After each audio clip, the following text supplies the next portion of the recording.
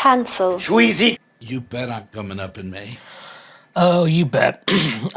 So I've been watching. I've been kind of browsing over what Peacock has been doing. You know, been looking over there on the Peacock app. You know, they have that '70s show on there. They have the Peacock's. Yeah, they're The Office. So, you know, and I get it free with my phone. So, therefore, I had to go ahead and pick that up. I found a fun little thing. Just fun. I've been fun. And like, they have like a bunch of like random movies. I feel like they were like little indie films, but they're getting little indie films, but they're kind of fun. I found a movie called Youth Men, a mockumentary. And those of you who know me knew I grew up in church and was very much traumatized by it and by multiple other things. But yeah, I was traumatized by Christianity, you know, and all of it's bad. But anyways, though, so since Peacock's been stepping up their game, and I'm into evangelical humor, and that had that written all over it, and that stuff does well on the show too. I wanted to watch it and discuss it all over this show. So, yeah, here's what Rotten Tomatoes gives it as a biography. What? David Bauer, a young, energetic youth pastor, has the greatest job in the world, and he can't wait to bring his youth group to Bible camp to win the esteemed camp competitions. His plans are jeopardized by the arrival of an unexpected new coworker, intense competition, and surly teenage rebellion. David will let nothing stop him from showing everyone that his youth group is the most godly. So, it's just good. I fucking love this shit. I love this thing. It was so fun. Such a fun watch, in my opinion, for you to be aware of. But basically, if you want to sum it up, it's if Michael Scott was a youth pastor. And I bet a lot of you who are checking this out right now have also been around a youth pastor. Hell, some of you may have been youth pastors. My Aunt Judy thinks I should have became a youth pastor. The fact that at one time in my life, that was me. And I was like working at camps, like working with high school kids, you know. At one point, that was me. At one point, you know, that was me. And, but no, this guy, dude, it's basically if Michael Scott was a youth pastor. Like, he has the fucking soul patch, which my friend Josh Casey, author of Tracking Desire, A Journey After Swallowtail Kites, he claims he never had a soul patch, but I know I've seen a picture of him with the soul patch, and I'm, like, still holding on and looking through photos every once in a while to see if I can find the photo of the soul patch, unless he's already deleted it. In that case, we have a bigger conspiracy. We got a bigger conspiracy going on here that I don't think I'm going to be able to handle. Oh, brother, this guy stinks! But yeah, and so it's like, and it's also like, you know, we talk about, it's like Michael Scott as a youth pastor, but it's also like the stereotypical youth pastor. And like, I've been at camps with guys in Bible college. They're like from the college to come to Bible camps for recruitment. And they're like future youth pastors, and they all have that goddamn same energy. The same goddamn energy. How's it going? Huh? You like sports? Huh? Yeah. Good arm. Yeah, I could have gone pro. Yeah, you know. But so I'd be youth pastor instead. Very cool stuff, you know. It's like, yeah, sunglasses. They have sunglasses, shirts. Every day they wear a shirt of their school to let kids know, hey, you should come to our school and join ministry. It's not a money thing. It's definitely not a money thing. It's definitely not because of money. But anyways, though, like, youth pastors, like, they have the same energy, and it's the best way I can describe it. I think here I can say this is the best analogy I'll ever make. A stereotypical youth pastor to someone who's never doesn't understand a stereotypical youth pastor, Spencer from iCarly. Spencer from iCarly, that is youth pastor energy times 1,000, and I cannot explain any more that Spencer from iCarly, Spencer Shea, he is basically the stereotypical youth pastor. I feel pretty good. I feel pretty good about myself. Everyone, do we have a round of applause now? Next best thing. So yeah. So the real conflict starts at the beginning of this movie, and there's a lot of things we can say as like a church people like about the first conflict of the movie.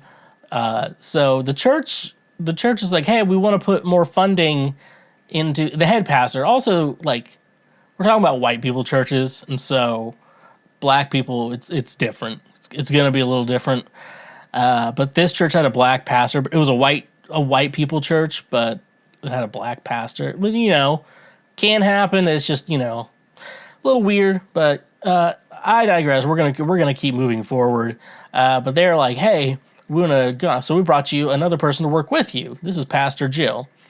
And so he's like, okay, I have a new partner. And even that, just keeping that plot thread intact, perfect. Like, that's a good, like, oh, he has a new coworker. She's just like kind of a normal person. And then he's a goofy goofball. You put those two together. Like, it's tried and true method of good, like, characters working off each other. It's just straight guy, goofy guy, It's just how it is. But yeah, so just that could have been good. But it turns out Pastor Jill is pregnant. Okay, not a big deal. Her and her husband are expecting a new baby, and that's kind of might be a stressful time even switching jobs. Yeah, we're only engaged. I'm not married. We're not married yet. But she's pregnant with his baby, and they're unmarried, so they had premarital sex. They were dirty and need to be... Jesus can only wash you so much. Jesus will only be able to wash you so much of your sin, of your premarital sex. That premarital sex stains you, but your other sins can be washed clean by God. So don't worry about that. It's just the sex stuff. God will forgive your sins, but he will not forget all the freaky sex stuff you did unmarried. So, That's rough, buddy. And so yeah, but so very weird the church hired her, but still, I think Jill was a pastor somewhere else, and I don't think they explain it in the movie, but they kind of do. She says she got fired for being pregnant, so I'm assuming it's from another church for being pregnant, which usually if you fire someone because they got pregnant, that's against the law, but it's different in churches, so I don't know. It's also a movie, so I also don't want to forget that. So she's pregnant, and then they decide to go to camp, and like Pastor David, he's like uncomfortable with her because of it, and instead of being normal and getting over it or whatever, or talking to her about it, he just freaks out in other ways. It's so yeah, so goofy and a little goofball. So, like, he introduces the kids, and he already thinks they like her more than him, which is crazy because I don't think any of the kids like him. They just go to youth group. I think it's just because they want to. They like youth group, and Pastor David's weird. So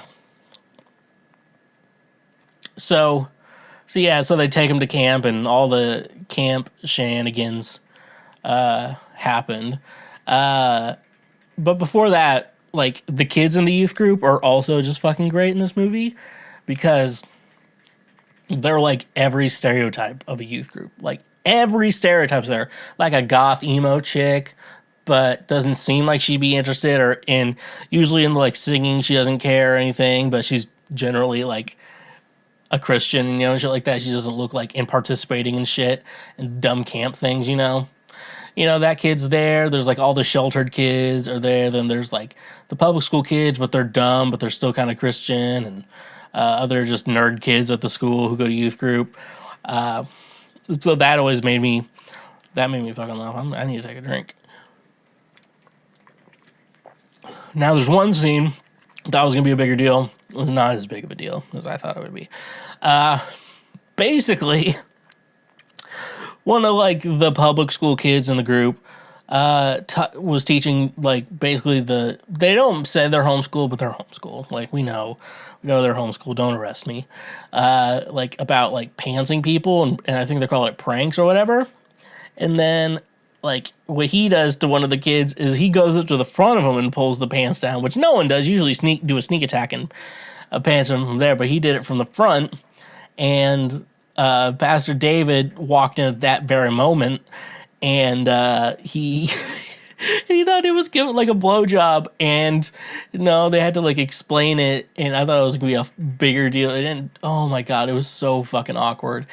And then so Pastor David sat down with the weird homeschool kid, like he was sheltered.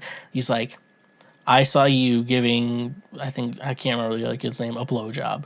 It's like, oh, you did? And then like he goes along with, he thinks blowjob is pantsing someone. So now they're just like, yeah, I heard that he gave you a blowjob last year. And shit like that. And he's like, no student gave me a blowjob last year. He's just like, no for like, hey, I didn't do it, and also no, like, I could get fired if someone thinks that. All at the same time, it's like both those panics at once, because no, I'm not gonna get into that. I was be like, one, yeah, no, I'm not gonna get into it. But anyways, it was funny. He's like, wait, what do you think? They eventually, after a million back and forth, like, oh yeah. Everyone's giving everyone blowjobs here. He's like, yeah, he thought blowjobs were pranks. I'm like, that's where they really took a stretch there, but it was still pretty funny though. Like it made a really funny scene. It's just like, yeah, I gave him a blowjob. It's like, totally, yeah, I gave a lot of people here. I heard he gave blowjobs to you last year. No, they didn't. Okay. So I just I'm like, I thought they were gonna be really. I'm surprised though about it, because I thought they were gonna be really into like it's a sin to be gay and shit like that, talking about that. They didn't have that talk. They subtly avoided it when you thought it almost came up, because you thought, hey, like, oh my gosh, two boys are gay because like there's a reason why the boys and the girls don't sleep in the same cabin. But then you had like a gay, and you had a gay to the situation. Things can get pretty awkward. So yeah, but they somehow didn't say anything like being gay is a sin. So being gay is not a sin from the movie Youth Men. That's good. So I don't think everyone would probably enjoy this film. What? I would probably say like people who grew up in church and grew up, especially people who grew up going to like church camps or Bible camps. I grew up going to a church camp, and like some of my best friends today like are people I went to church camp with. So like I say, it's affected my life. So like everything's funny here, like to the competitions and how serious people fucking get at that shit, That camp looked nicer than the one I went to, but the one I went to was a lot of fun though. Like we always knew how to have fun there. So that was fun too. But yeah, anyways though, go watch that. It's on Peacock, Youth Men. Thank you for watching this clip. Watch it again or watch something else.